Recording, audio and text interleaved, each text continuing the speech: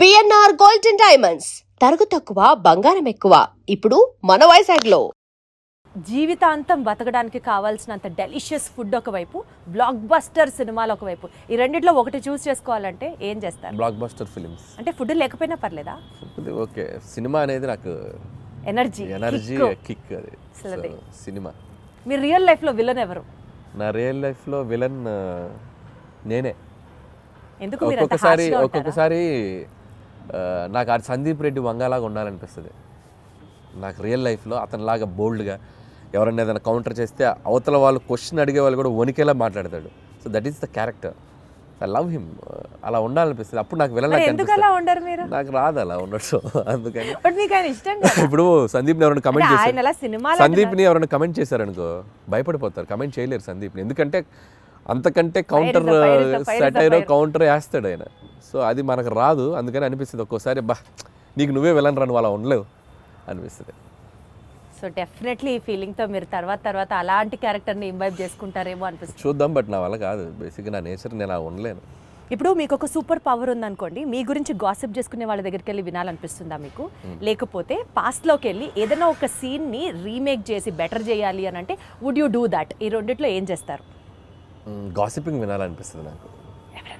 ఎవరైనా చెప్తే వెళ్ళి ఒక చెవి వినాలనిపిస్తుంది. ఏం మన గురించి బయట వాళ్ళు ఏం మాట్లాడుకున్నారు, పొరుగింటోళ్ళు పక్కింటోళ్ళు అనే ఇంట్రెస్ట్. అలా మీ గురించి ఎవరైనా ఏమైనా మాట్లాడుకున్నది మీ చౌదాకా వచ్చింది? రాలేదులే కానీ, బట్ తెలుసుకోవాలంటది. మన గురించి మనం వెనక ఏం మాట్లాడుకుంటారో తెలుసుకోవాలంటది. మీరు గాసిప్ చేస్తారా? అయితే నేను తక్కువ చేస్తారు. గాసిపింగ్ చేయని మనుషులు ఎవరు ఉండరు. ఎందుకంటే హ్యూమన్ బీయింగ్కి ఫస్ట్ మాట్లాడుకునేదే గాసిపింగ్. అదేంటి ఇదేంటి అనే మాట్లాడుకుంటాం మనం. లేకపోతే కాన్వర్జేషన్స్ ఎక్కడ జరుగుతాయి? ఏదో ఒక థర్డ్ పర్సన్ డిస్కషన్ జరగాలి కదా. సో కామెడీ సినిమాలు తీయడం చాలా ఈజీ కదా అని చెప్పి ఒక వర్స్ట్ అడ్వైజ్ మీకు ఎవరైనా ఎప్పుడన్నా ఏమైనా ఇచ్చారా? ఇస్తే ఏంటి? ఎవరు? ఒకటి తీరా బాబు అంట. ఎవరైనా ఇస్తే సరే బాబు. మీకు ఎవరైనా ఇచ్చారా? నాకు ఎవరు ఇవ్వలేదు పాపం. కామెడీ సినిమాలు తీయటం ఈజీ అని ఎవరు అనలేదు, కానీ తీయడం చాలా కష్టం. అలా ఎవరైనా తీయమని మీరు అన్నట్టు అంటే మాత్రం ఒకటి తీసి చూపించు బాబు అంటే నేను అంతే కదా. ఒకటి తీసి చూపించు బాబు, ఒకసారి నవ్వించు బాబు. నవ్వించడం చాలా కష్టం అండి. And you are an expertise in it చెప్పాలి అని అంటే. ఒక డాన్స్ సీక్వెన్స్ ని కొరియోగ్రాఫ్ చేయడానికి ఇష్టపడతారా? ఒక ఫైట్ సీక్వెన్స్ ని యాక్షన్ డైరెక్ట్ చేయడానికి ఇష్టపడతారా? డాన్స్ సీక్వెన్స్ ని కొరియోగ్రాఫ్ చేయడానికి ఇష్టపడతా. Dance sequence and choreograph. అదే డాన్స్ సీక్వెన్స్ ని కొరియోగ్రాఫ్ చేయడానికి ఇష్టపడతా. మీరు రీసెంట్ గా ఒక డాన్స్ చేశారు బ్లాక్ బ్లేజర్ వేసుకొని. సోషల్ మీడియాలో కింద కామెంట్స్ మీరు చూసారో చూడలేదో, హీరో మెటీరియల్. చాలా మంది అంటున్నారు అలా సోషల్ మీడియాలో, బాగానే అంటున్నారు కానీ బట్ ఇప్పట్లో మనకు ఆలోచన లేదు. బట్ ఆ వైబ్ ఎంజాయ్ చేస్తున్నాగా ఆఫ్లైన్లో. ఇప్పుడు సో టీవీకి వెళ్ళినా ఎక్కడికి వెళ్ళినా సరదాగా డాన్సులు చేస్తూ I'm capturing my age, I'm capturing my look in the library పెట్టుకుంటున్నానుగా. సో ఒక 10 ఏళ్ళ తర్వాత వెనక్కి తిరిగి చూసుకుంటే సో వేసుకోవాల్సిన సూట్లు, వేసుకోవాల్సిన హెయిర్ స్టైల్స్ అన్నీ క్యాప్చర్ చేసి యూట్యూబ్లో పడేస్తున్నా. ఇంకా నేను హీరోగా చేయాల్సిన పనేముంది? లేదు కదా. ఆ ఫీలింగ్ కూడా లేకుండా నాకు నేను ఇలా కనిపించామరా మనం బాగానే ఉన్నాం కదా అనిపించుకోవడానికి అన్ని వేషాలు వేసేసాం. ఇంకేంటి? అట్లా కాదు, జెన్యూన్ గానే జనాలు నిజంగా అంటున్నారు hero material. Not my cup of tea. Because you also dance so good అండి. అదే అంటే దానికి హీరో అవ్వాల్సిన పనేం లేదు. సో ఏదైనా మంచి ఫ్యూచర్లో ఆఫ్టర్ 6-7 years ఏదైనా క్యారెక్టర్ ఆర్టిస్ట్ యాక్టర్గా చేయాలని ఉంది నాకు. హీరో అనేది ఇట్స్ లైక్ యాక్టింగ్ చేస్తాను చాలాసార్లు చెప్పాను. I'll become an actor but not like a hero. Hero అని it's like a big responsibility. So చాలామంది ప్రొడ్యూసర్స్ అందరి అంటే ఒక మార్కెట్ని నువ్వు నిలబెట్టాల్సిన బాధ్యత ఉంటుంది హీరో మీద. అంత బాధ్యత నేను పెట్టుకోను. It's like too heavy for me.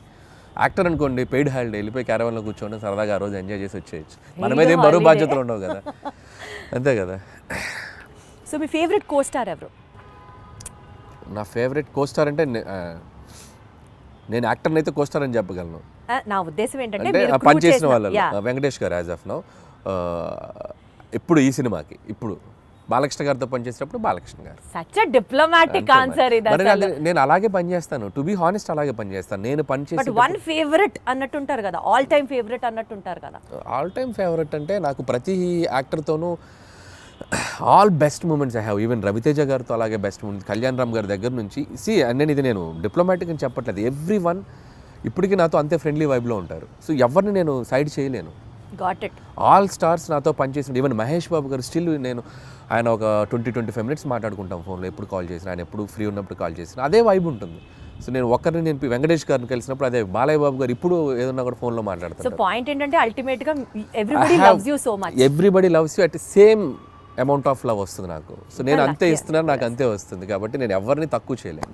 Suppose మీరు ఒక డెజర్టెడ్ ఐలాండ్లో ఉన్నారు, రొమాంటిక్ స్టోరీ రాస్తారా, కామెడీ స్టోరీ రాస్తారా? డెజర్టెడ్ ఐలాండ్లో ఎవ్వరు లేరు, ప్రశాంతంగా ఉన్నారు, such a key note on your script. So కామెడీయే వస్తుంది అక్కడ. అక్కడ కూడా నా కామెడీ కష్టాలు తెలుసుకుంటూ నా మీద నాకు జోకులు వేసుకోవడం తప్ప, నేను బతకాలంటే నాకు నేను ఎనర్జీ ఇచ్చుకోవాలి కదా. అమ్మో, దీంట్లో చాలా డెప్త్ ఉంది అనిపిస్తుంది ఏంటి అనిల్ గారు? అంతే కదా మరి. లైఫ్లో ఎప్పుడు మనం స్ట్రగుల్లో ఉన్నప్పుడు just crack joke on your self అంతే. మనల్ని మనం లైట్ చేసుకుంటేనే మన స్ట్రగుల్ నుంచి బయటకు రాగలం. అసలు మీరు స్ట్రగుల్లో ఉన్నారా అన్నది ఇక్కడ పాయింట్. ఇప్పుడు అందరికీ మీరు అన్న వచ్చే point. సిచ్యువేషన్లో అంటే ఒక డెజర్టెడ్ ఐలాండ్ అంటే ఎవరు లేకపోతే అది బిగ్గెస్ట్ స్ట్రగుల్ కదా.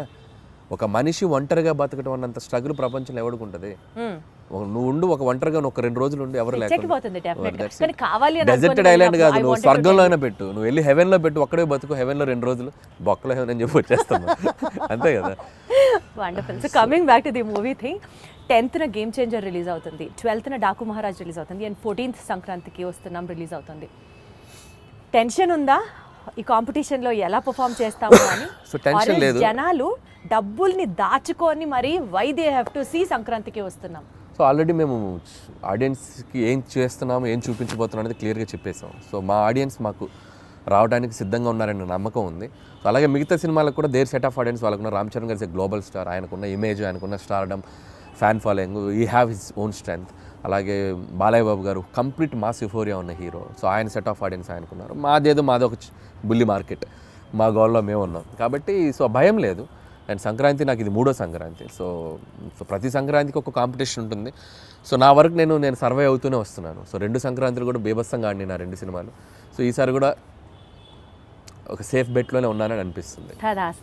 ఆ 2 సినిమాలు కూడా అద్భుతంగా ఆడాలి, నా సినిమా కూడా బాగా ఆడాలి. Super duper. Very diplomatic answer, but still you wanted, but still everyone wants, whole industry wants that. Absolutely. అందరం బాగుండాలి, అందులో మేము ఉండాలి అన్నట్టు. So good luck to you Anil garu, more power to you, super power to you. ఈ cinema super success అవ్వాలని కోరుకుంటున్నాను.